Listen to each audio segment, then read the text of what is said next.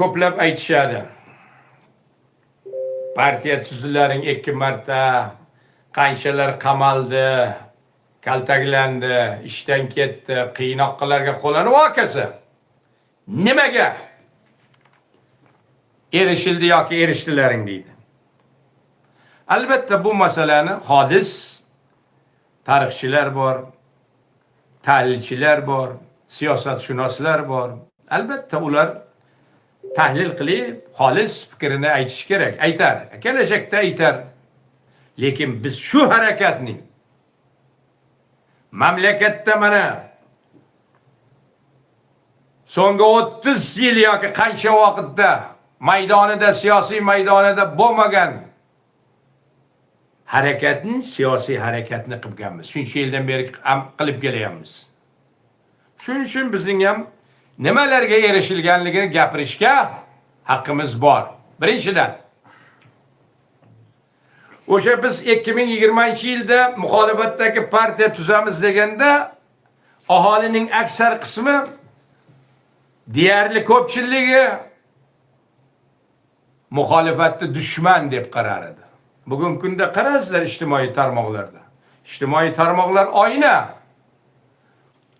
Mustaqil erkin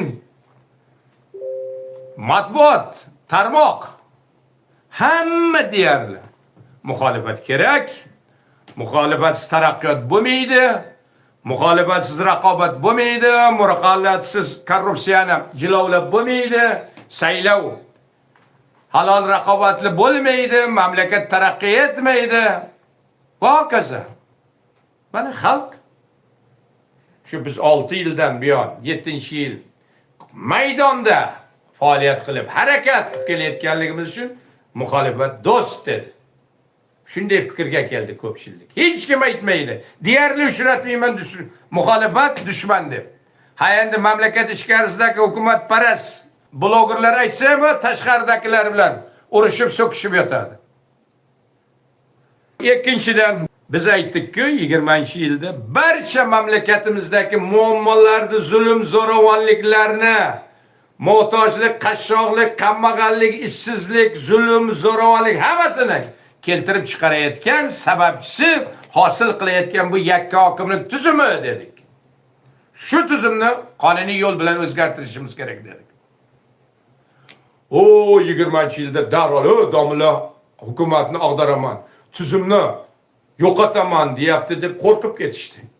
Eshitishmasdi. Yo mana bugungi kunda ko'pchilik tushunib yetdi, tuzumni o'zgartirishimiz kerak deb mana yozyapti.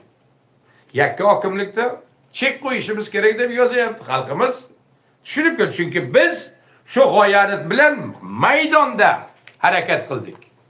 İjtimoiy tarmoqda emas birgina, maydonda xalqimizni tafakkuri o'zgardi, kengaydi. 2020-yilda biz ijtimoiy tarmoqlar chiqqanda hatto aytishar ediki, eshitishga qo'rqishar edi. Yo'q, mana biz siyosiy maydonga bo'lganimiz uchun muhokamalar nishoniga ham aylandik. Bizni muhokama qilib, bizni tanqid qiluvchi blogerlarni tashkil qildi hukumat. O'nlab tashkil qildi. Ayovsiz bizni muhokama qildi, tanqid qildi. Bloger jurnalistlar hosil bo'ldi. Shu jumladan hukumatparastlar, hukumat tashkil qildi. Biz siyosiy maydonda eganlik uchun albatta bizning o'zimizning ham o'nlab kanallarimiz tashkil topdi. O'nlab yigitlar tarmoqlarda, ijtimoiy tarmoqlarda kanallar tashkil qildi. Muhokamalar maydoniga aylantirdi. Mamlakatimizning ko'plab joylarida yoshi qarri ayoli erkaklar muhokama qildi, chiqib fikrlarini bildirdi. Biri u dedi, biri bu dedi. Mayli, kim nima deyishidan qat'iy nazar, mamlakatda muxolifatni muhokama qiladigan maydon paydo bo'ldi, tarmoqlar hosil bo'ldi. Odamlar gapiradigan bo'ldi. Mana bugun 2020-yillarda biz aytgan gaplarni bugungi kunda odamlar bemalol ko'chada, ko'yda, bozorda, mashinada yurganda, taksida yurganda aytib turibdi. Men yaqinda ilgari Denovdiy vokzalini yaqiniga borganim ko'chada yakka hokimlikni shunday tanqid qildi. Va men shunday turdim. Mana odamlar qanday darajada. Bu zulm zo'ravonliklarning tepasida Mirziyoyev turibdi hammasini korrupsiyani dedi. Hamma eshitib turdi. O'sha yerdagilar. Ayoli bo'ldi, o'g'li bo'ldi yonida. Biz ijtimoiy tarmoqda, umuman jahon internet tarmog'ida nafaqat o'zbek segmentida, Rusiy zabon segmentlarida ham mana nastoящее время boshqalar muhokama qildi. Mana Amerikadan turib Human Rights Watch, xalqaro amnistiya va boshqa xalqaro tashkilotlar muhokamaga o'tdi. Mirziyoyevga o'sha vaqtda mana xalqaro qonunlar qattiq ishlayotgan vaqtga Birlashgan Millatlar Tashkilotining nufuzi yuqori bo'lganda xatlar yuborildi. Qancha rahbarlari maxsus ma'ruzachilari tomonidan nima qilyapsizlar bu muxolifatni deb, nega qiynoq qo'llayapsizlar deb, bas qilinglar deb. Mana qanday muhokama maydonlari hosil bo'ldi. Qancha blogerlar yetishib chiqdi. Qancha ijtimoiy tarmoqlar, akkauntlar paydo bo'ldi. Saylovlarda doimo mana shu qo'g'irchoq deyiladigan xalq tomonidan partiyalar ishtirok etib kelgan. Saylovlar doim odamlar o'rganib qolgan. O'sha onda sonda xalqaro tashkilotlar kelganda deyalmagan, muxolifatsiz o'tayapti, raqobatsiz bo'layapti, saylovchilarga tanlash huquqi ta'minlanmayapti deb ayta olmagan. Sabab o'sha aytgan, marhamat mana ochiq partiyani tuzsin. Lekin xalq shu 5 ta partiya yoki 4 ta partiyadan rozi. Boshqa partiya tuzishi yo'q bu xalqni.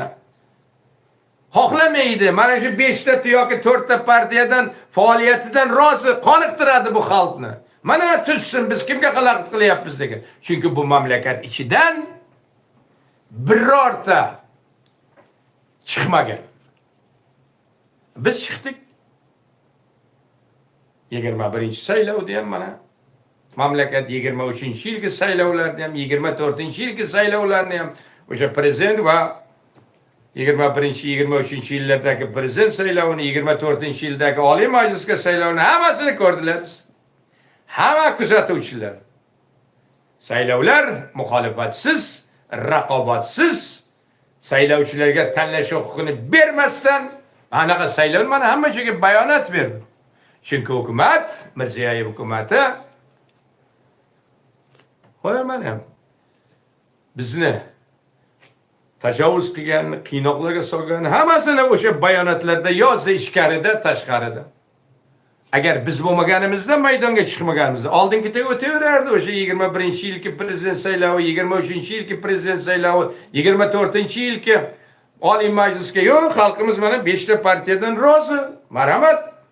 Mana so'rang xalqimizdan derdi. Har qanday chiquvchi partiyaga katta yo'l bor, mana qonun derdi. Yo'q, xalqning o'zini mana shu 5 partiya qanoatlantiryapti. Rozi xalq shuni bilan derdi. Buma deyilmadi bu saylovlarda, chunki biz chiqdik maydonga. Islom Karimov davrida yangi partiyalar tashkil topavergan, masalan mana Vatan taraqqiyoti, fidokorlar va hokazo partiyalar tashkil topavergan. Har vaqt partiyalar yangilanib turgan. Ya'ni mana yangi partiya tashkil topdi, mana xalq yangi partiyani tashkil qildi deb ko'rsatib turgan. Dunyoga aytib turgan. Lekin ular hammasi qo'g'irchoq partiyalar. Mirziyoyev mana prezident bo'lib o'tirgandan keyin mana nima deyapti? 2019-yil aytdi, muxolifat partiya ichkaridan tashkil topsin dedi. Biz chiqdik. Keyin konstruktiv muxolifat tashkil topsin dedi. Mana 10 yil davomida Mirziyoyev davrida birorta siyosiy partiya tashkil topmadi. Nima, tashkil etmoqchi emasmi? Yo'q. Nimaga bunaqa gapirib chiqdi? muxolifat mamlakatda ichkarisidan chiqsin dedi. Yo, ular muxolifat niqobidagi partiyalarni tashkil qilmoqchi edi. Konstruktiv partiya deganda ham muxolifat niqobidagi mana bu 5 partiyaga o'xshagan partiya tashkil qilmoqchi edi. Mana navbatdagi partiya, lekin maydonda biz turdik. Bizda bugunga qadar maydondan olib tashlayilmadi. Shuning uchun partiya tuzalmayapti. Mana 10 yil bo'ldiki, birorta siyosiy partiya tuzaldi. Chunki maydonda biz turibmiz. Bizdan o'tib boshqa partiyani tuzsa kim ishonadi? Xalq ham ishonmaydi, dunyo ham ishonmaydi. Nega bu? Bu Alloh qulub rahbarligidagi jamoani 6 yildan beri tajovuz qilib, qiynoq qilib, taqib qilasizlar, bu kim ishonadi unga? Mana biz maydonda turish orqali xalqimizni aldashga yo'l bermayapmiz. Muxolifat niqobidagi partiya tuzishga yo'l bermay kelyapmiz. Mana biz. Agar biz bo'lmasak, ummatni o'zgartiraveradi, dunyoga ko'rsataveradi. Mana yangi partiya, yana mana muxolifatdagi partiya deyveradi. Oxiri Oliy Majlisda o'sha kommunistik partiya nomi o'zgarib, Xalq demokratik partiyasini noilojlikdan aytdi san muxolifatda. Va kim ishonadi unga? Xalqimiz kuldi-yu. Biz vakuum ichidan chiqdik. Ya'ni vakuum deganda ichida kislorod bo'lmaydi. Hech biror jonzot u vakuum ichida bir daqiqa ham hayot kechira olmaydi. Kislorod yo'q. Mana shu vakuum ichidan chiqib biz 2 marta partiya tuzdik. O'zbekiston bu katta turma. Qani bundagi erkinlik? Qani bundagi siyosiy huquqlar? Qani bundagi siyosiy erkinliklar? Yo'q. 10 yilda birorta siyosiy islohot o'tkazdimi? Siyosiy islohot degan nomni ham, atamani ham ishlata olmadi Mirziyoyev. Biz tasavvur qilsak vakuum ichidan chiqdik.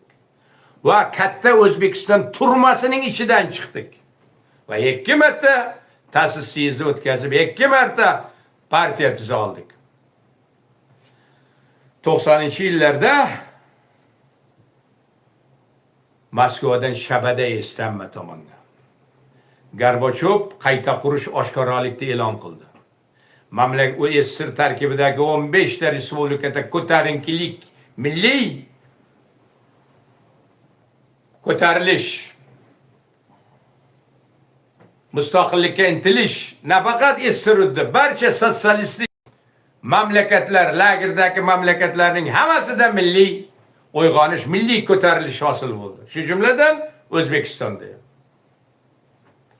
Moskvadan oddiy aytganda o'sha esgan shamol tufayli. Biz hech bir joydan shamol bo'lmagan sharoitda, vakuum ichidan kislorod yo'q joyda, katta O'zbekiston turmasining ichidan chiqdik. Bizda xalqimizni qo'rqoq xalq, qo'y xalq, hokazo deydi. Birlasholmaydi deydi. Biz mana shunday zulm, zo'ravonlik qilib turgan sharoitda ham xalqimizning birlashishi maydonlarda isbotlandi. Birlashadigan xalq ekanligi isbotlandi. Qanchalik tajovuz qilmasin, zulm qilmasin, qanchalik imzolarni tortib olmasin, almashtirib qo'ymasin. 22 ming imzolar topshirildi Adliya vazirligi 2-chi marta. 1-chi marta ham 10 minglardan ortiq imzolar topshirildi. Bu O'zbekiston xalqi birlashadigan xalq ekanligi maydonlarda isbotlandi. Biz tashabbuskorlar jamoasining siyosiy harakati tufayli mana bizni tanqid qilib kelayotganlar shuncha yillardan beri hamma joydan dunyoning, Yevropaning ko'plab davlatlaridan aytyapman, Shvetsiya, Daniya, Shvetsariya, Germaniya, Fransiya, hamma joydan, AQSh va hokazo. Koreyadan ham, Janubiy Koreyani hamma joydan tanqid qiladi. Biz oshiqmiz, marhamat qilinglar. Lekin asosli tanqid qilsalaring, minnatdor bo'lamiz. Mana bugun bir marta umumiy qilib fikrlarda aytayapman. So'nggi vaqtda ko'paydi. Nega biz bunaqa chiqish qildik? Sababi bu, so'nggi vaqtda asossiz tanqid qilayotganlar xalqimizning ruhiyatini cho'ktiryapti. Xalqimizni umidini so'ndirishga harakat qilyapti. Xalqimizni bu partiyaga birlashishdan so'ndirishga, hafsalasini bir qilishga qaratilgan tanqidlarni qilyapti. Asossiz tanqidlarni. Xalqimizga yomonlik, dushmanlik qilyapti. Qolaversa, mana shu ba'zilar, yana aytaman, xavfsiz joyda turib bu tuzilgan tashkilotini 20 kunda ham turolmasdan tashlab ketganlar bunday asossiz tanqidlar bilan chiqib xalqimiz oqni qoradan ajratadigan xalq. Xalqimiz do'stni dushmandan ajrata oladigan xalq. Bugun ancha tafakkuri kengaydi, siyosiy ongi yuksaldi. 20-yillarda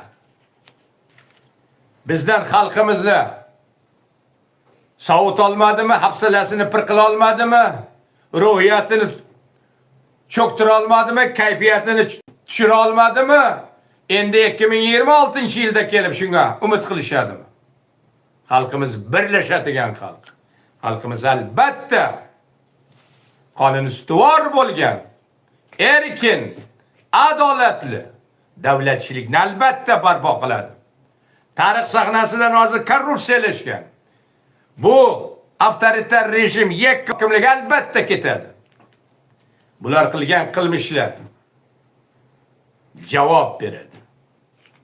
Tarixda bular xalqqa zulm, zo'ravonlik qilayotgan la'natlanib tarix sahifalariga bitiladi.